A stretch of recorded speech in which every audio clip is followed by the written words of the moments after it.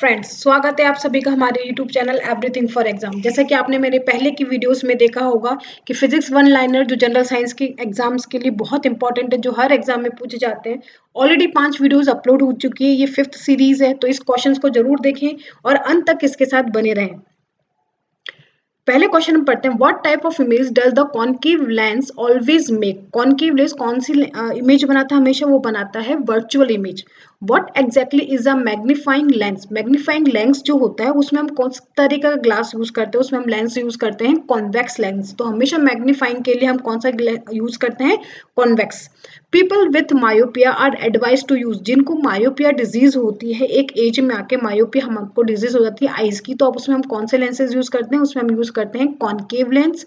और उनको क्या यूज इसके लिए यूज करते हैं क्योंकि हमको दूर की चीजें ढंग से समझ में आ जाती है।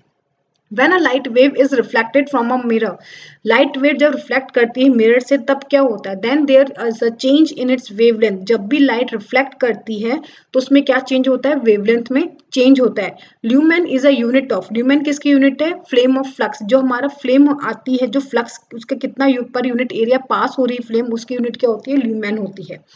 Who are the founder of quantum theory of radiation? Quantum radiation की थ्योरी किसने फाइंड आउट करी थी? वो फाइंड आउट करी थी प्लैंक्स ने। प्लैंक्स कांस्टेंट हमको जो दिया था h e equals to mc square, उसमें जो h आता है e equals to h mu, जो h है हमारा वो क्या है? Planck constant. और प्लैंक्स ने हमको किसकी थ्योरी दी थी? थ्योरी ऑफ रेडिएशन की दी थी। How are the magnetic wave used in the television remote control? Television remote control में जो हमारा रिमोट होता है उसमें हम कौन सी वेव यूज करते हैं? उसमें हम यूज करते हैं इंफ्रारेड वेव। आपने देखा होगा जब भी हम टीवी का रिमोट ऑन करते हैं तो रेड कलर का एक बल्ब होता है जो एलईडी जो ग्लो करता है, उससे जो रेडिएशन निकलती है वो कौन सी होती है? हमारी इंफ्रारेड होती है। In the motorcycles, why convex lens are used on the rear arrow to hold the mirror? हम जब भी कार चलाते हैं, कार में जो रियर मिरर दे रहा होता है, रियर साइड जो व्यू होता है, उसमें हम कौन सा कॉन्वेक्स लेंस यूज करते हैं? कॉन्वेक्स लेंस क्यों यूज करते हैं? कि जितने भी व्हीकल जो हमारी कार के पीछे चल रहे हैं वो इमेज उनकी एक्चुअल साइज क्या होती है? बड़ी होती है, लेकिन जब हमको मिरर में उसको देखना तो मतलब छोटे एरिया में हमको सारी चीजें देखनी होती है, तो कॉन्वेक्स लेंस के थ्रू हम क्या करते हैं? उसको स्मॉलर पार्ट्स में हम उसको देख सकते हैं। It is has a smaller shape than the real object. जो रियल ऑब्जेक्ट है, साइजेस जो ट्रक्स के होते हैं, कार के होते हैं, बड़े होते हैं, लेकिन हम हमारी कार में वो सारा व्यू छोटे से एरिया में देखते हैं, क्योंकि कॉन्वेक्स लेंस क्या करता है? जो बड़े ऑब्जेक्ट होते हैं उसको शेप किस तरीके से बनाता है? स्मॉलर शेप बनाता है, और इस कारण से हम उसको देख पाते हैं, और इसीलिए हम उसको क्या यूज करते हैं? कॉन्वेक्स लेंस को यूज करते हैं हमारे रियर मिरर में। What cause more biological damage? More biological damage कौन करता है? अल्फा बीटा गामा कौन सी रेस करती है? गामा रेस हमारी बॉडी को सबसे ज्यादा डैमेज करती है। What is the light beam going from the critical angle of the irrespective pair of the beam to the sphere medium at the maximum incidence angle? वो क्या कंडीशन हुई जब क्रिटिकल एंगल से ज्यादा हमारी एंगल होती है और लाइट वेव उसी मीडियम में ट्रेवल करती है? उसको हम बोलते हैं total internal reflection. What is a mirror used to see the black traffic in an automobile? जो ब्लैक मिरर हम जो यूज करते हैं, कौन सा मिरर यूज करते हैं जब हमको बैक का ट्रैफिक देखना होता है? पीछे का जो ट्रैफिक है हमारी गाड़ी का, उसके पीछे का ट्रैफिक देखने के लिए हम यूज करते हैं convex lens. Why the snow covered with a sawdust does not melt quickly? ऐसा क्यों होता है? जब हमारी बर्फ कवर्ड होती है डस्ट से कवर हो जाती तो इतनी इजिली मेल्ट नहीं होती, क्योंकि जो सॉ डस्ट होती है वो क्या है? बैड कंडक्टर ऑफ हीट होती है। बैड कंडक्टर ऑफ हीट होने के कारण वो हीट को पास आउट नहीं करने देती, और इसी कारण से हमारी स्नो मेल्ट नहीं होती है। Which instrument is used for the photography of the sun? Photography हमको अगर सन की लेनी, उसके इमेजेस को कैप्चर करना है तो हम क्या यूज करते हैं? उसमें हम यूज करते हैं स्पेक्ट्रोहेलियोग्राफ यूज करते हैं। ये जरूर से याद रखेंगे हम कौन सा यूज करते हैं सन की फोटोग्राफी के लिए? स्पेक्ट्रोहेलियोग्राफ। विच coolant is commonly use in the refrigerator? Refrigerator में हम कॉमनली कौन सा कूलेंट यूज करते हैं? फेरॉन्स यूज करते हैं। ये याद रखें कि फेरॉन्स हमारे किसमें ग्रीन हाउस इफेक्ट में सबसे हार्मफुल गैसेस जो होती है वो फेरॉन्स होती है। With which instrument is the temperature of the shining object accurately determined? जो शाइनिंग ऑब्जेक्ट है उसका टेम्परेचर हमको डिटरमाइन करना है, तो हम किससे डिटरमाइन करेंगे? पायरोमीटर से करेंगे। पायरोमीटर वो डिवाइस होता है जिससे हम हाई टेम्परेचर को मेजर कर सकते हैं। Which metal remain in the liquid state at room temperature? Room temperature पे कौन सा मेटल है जो लिक्विड स्टेट में रहता है? वो है मरकरी। मरकरी को जनरली हम थर्मामीटर्स में यूज करते हैं, आपने देखा होगा। तो मरकरी क्या है? एक मेटल है, और रूम टेम्परेचर वो किस स्टेट में रहता है? लिक्विड टेम्परेचर, लिक्विड कंडीशंस में रहता है। At boiling point of the liquid, जब अगर बॉइल कर रहा है कोई भी लिक्विड, उस पॉइंट पे क्या होता है? टेम्परेचर हमेशा क्या रहता है? कॉन्स्टेंट रहता है। टेम्परेचर बढ़ता नहीं है, वो हमारा क्या होता है? लिक्विड स्टेट से वेपर स्टेट में ट्रांसफर होता है, तो वो एनर्जी किस में एक्यूमुलेट हो जाती है? स्टेट ऑफ ट्रांसमिशन में एक्यूमुलेट हो जाती है, और इस कारण से हमारा टेम्परेचर इंक्रीज नहीं होता है। When ice is formed water entropy, जब आइस फॉर्म होती है तो वाटर की एंट्रोपी इंक्रीज होगी, डिक्रीज होगी, एंट्रोपी क्या होगी, डिक्रीज होगी, उसके जो मॉलिक्यूल्स हैं वो क्या होंगे, रेस्ट कंडीशन में आएंगे और इस कारण से एंट्रोपी क्या हो जाएगी, डिक्रीज हो जाएगी। Who suggest quantum theory, quantum theory किसने सजेस्ट करी थी, मैक्स प्लैंक ने सजेस्ट करी थी और उन्होंने हमको क्या दिया था, एच पैरम, एच वैल्यू दी थी जिसको हम मैक्स प्लैंक क्वांटम से जानते हैं। Which device is used to convert solar energy into electricity, कौन सा डिवाइस है जिसके थ्रू हम सोलर एनर्जी को कन्वर्ट करते हैं इलेक्ट्रिकल एनर्जी में, वो है लाइट फोटोवोल्टिक सेल। तो फोटोवोल्टिक सेल जो होता है, वोल्टिक सेल के कारण हम क्या करते हैं, लाइट एनर्जी, सोलर एनर्जी को किस में चेंज करते हैं, इलेक्ट्रिकल एनर्जी में चेंज करते हैं। और सोलर पावर पैनल जो होते हैं उसके थ्रू भी हम क्या करते हैं, सोलर एनर्जी को इलेक्ट्रिकल एनर्जी में चेंज करते हैं। The world insulation mean, the insulation का मीन क्या होता है, इनकमिंग सोलर रेडिएशन जो होती है उसको हम क्या करें, रोक दें उसको, उसका हम कहते हैं world insulation. The rate of cooling depend, और रेट ऑफ कूलिंग किस पे डिपेंड करती है, the difference in temperature between the body and surrounding, the tendency of the radiating surface, the area of the radiating surface. The rate of cooling क्या होती है, किस temperature पे हमारा ऑब्जेक्ट रखा हुआ है और सराउंडिंग का क्या टेम्परेचर है, उन दोनों डिफरेंस के कारण हमारी जो एयर रेडिएट होती है वो हमारा क्या होता है, रेट ऑफ कूलिंग होता है। वो कितना, जितना ज्यादा डिफरेंस होगा उतनी ज्यादा हमारी क्या होगी, रेट ऑफ कूलिंग होगी। The ratio of the average kinetic energy in the molecule of an ideal gas, तो जो रेशियो होता है काइनेटिक एनर्जी का, अगर हम नॉर्मल आइडियल गैस की बात करें तो वो क्या होता है, ultimate temperature of the gas, जो टेम्परेचर है गैस का उसके एवरेज पे डिपेंड करता है हमारा क्या, kinetic energy.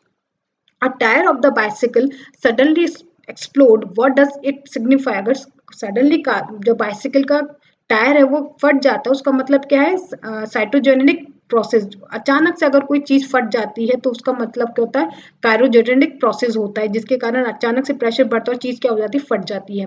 Any mass of water from 100 centimetre by heating up its volume will, अगर हम कोई बॉटल का मास लेते हैं उसको 0 से लेकर 100 सेंटीमीटर का उसको ले रहे हैं और उसको हीट कर रहे हैं तो क्या होगा, इट इंक्रीजेज आफ्टर डिक्रीजेज, पहले वो बढ़ेगा फिर क्या हो जाएगा, उसका मास डिक्रीज होगा। What can happen with gamma rays, gamma rays क्या जनरेट करती है, जीन म्यूटेशन को चेंज करती है। गामा रेज से हमारी बॉडी में सबसे ज्यादा हार्म होता है और इस कारण से हमारे क्या होता है, जो जीन्स होते हैं उसमें क्या होता है, म्यूटेशन डेवलप हो जाता है। What is seen through the electron microscope, microscope से हम क्या देख सकते हैं, electron microscope, the structure of the bacteria and the virus. Electron microscope के थ्रू हम क्या क्या देख सकते हैं, स्ट्रक्चर, जो बिल्कुल माइक्रो ऑर्गेनिजम्स हैं उनको थ्रू हम देख सकते हैं बैक्टीरिया और वायरसेस को। Wooden cloth keep the body warm, wooden cloth हमारी बॉडी को वार्म क्यों रखती है, because they are wool malicious, wool malicious होने के कारण वो हीट नॉन कंडक्टर जैसे वर्क करते, जो हमारी बॉडी की हीट है वो उसको हमारी बॉडी के अंदर ही रहने देती है, उसको बाहर की एटमॉस्फेयर में नहीं जाने देती।